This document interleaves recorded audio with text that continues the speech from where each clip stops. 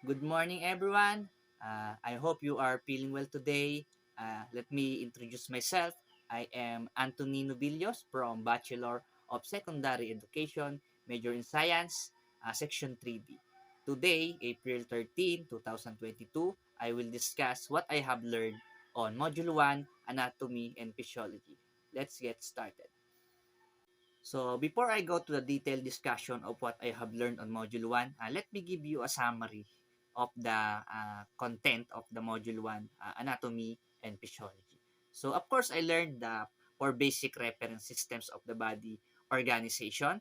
We have the direction, planes, cavities, and of course, the structural units. No? I will not explain it one by one because I have limited time to record. So another is the characteristics of the living human organism. We have metabolism. It talks about the digestion of food so that we will get the nutrients that we need. The responsiveness, movement, growth, of course, as living human organism, we are growing. Next is the differentiation. And of course, we can reproduce. So also we have the cellular level of organization. We have three main parts of cell: the plasma membrane, the cytoplasm, and of course the nucleus. Of course, I learned also about the four basic types of tissues according to their structure and function, the major type of cells in connective tissues, the three types of muscle tissues, functions of integumentary system, accessory structures of the skin. So now let's talk about more detail about this module 1 of anatomy and physiology. So let us now define first what is anatomy and physiology. So anatomy is a branch of science that deals with the structural makeup, especially of an organism or any of its parts.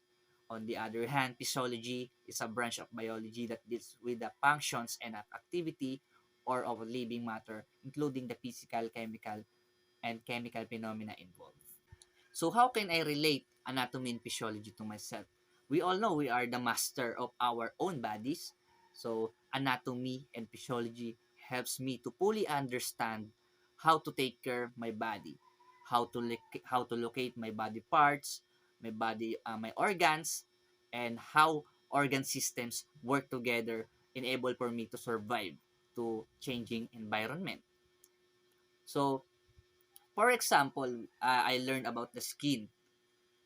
Skin is the primary protection against heat, extreme heat, ultraviolet light, microorganisms. So that I must be aware that I will need to take care of my skin to avoid diseases or sicknesses. So, for example, in these times of pandemic, to lessen the chance of getting infected by COVID-19, we uh, we are always using alcohol, hand sanitizer, and able to protect our body, no? So that's one of the examples, no? Another example is if we are going outside on the sunny day, of course we are bringing our umbrellas to protect our skin to exposed to extreme heat, extreme sunlight, no? So we are protecting ourselves with, for example, umbrella, a hat, or a long sleeve t-shirt, diba? To protect ourselves. So that's the importance of anatomy and physiology.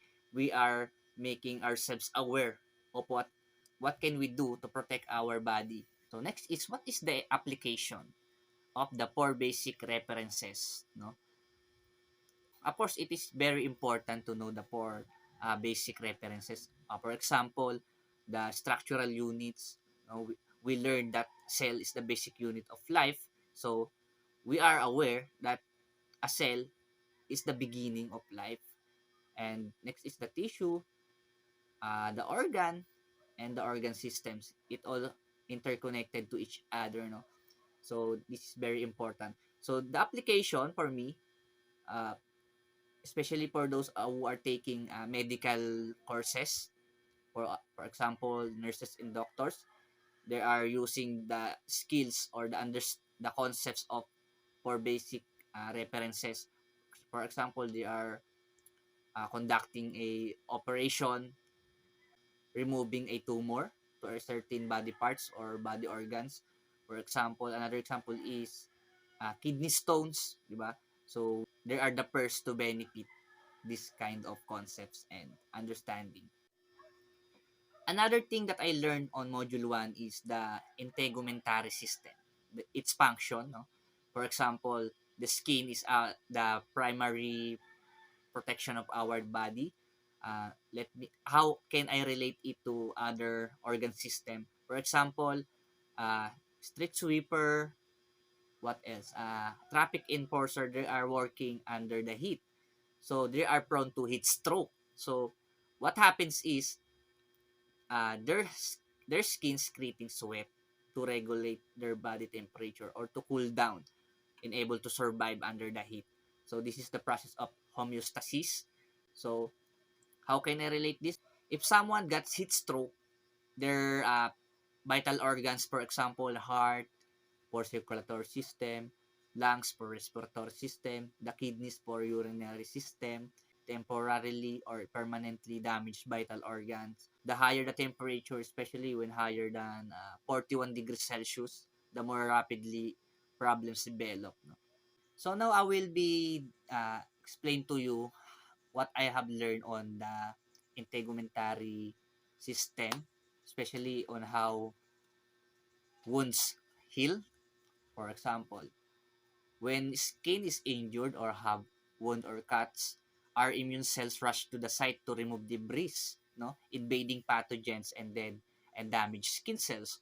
A blood clot forms over the area, forming a protective scab. Skin cells manufacture new collagen. No? When we say collagen, it is a firm white fiber that forms the foundation of for new tissue and is produced by RBC or the red blood cells. So granulation tissue fills up the wound as it heals. Over this tissue, new skin starts to grow. So the borders of the wound draw inward as it heals, making the wound smaller and smaller. So to give you to another knowledge, a wound takes 5 to 6 weeks to fully heal.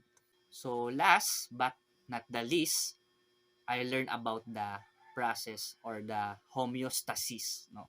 When we say homeostasis, it is defined as self-regulating process by which biological systems maintain stability while adjusting to changing external conditions. We all know our environment are dynamic or always changing in terms of temperature. So to give you an idea what is homeostasis, so for example, we are going outside a winter in the midst of winter, we starts to feel shivering or sa Tagalog nanginginig tayo, no? It is because our body mechanism makes us shiver to produce some heat to fight against the cold weather. So it is an example of homeostasis. Another example is if we go outside under the heat, our skin sweats and able to cool down our body. So what are the integumentary diseases caused by uh, imbalance, homeostatic imbalance, no? So first we have the acne. It is common on teenagers. So we also have albinism. It is a gene disorder, no, caused by a defect of pigment production. We also have alopecia or the hair loss, no.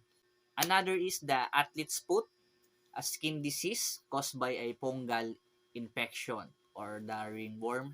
Most often, it is on toes and soles of the foot.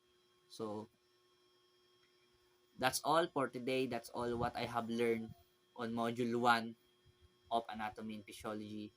It is I am glad to finish it. I learned a lot that I can share to others someday. Thank you and have a good day.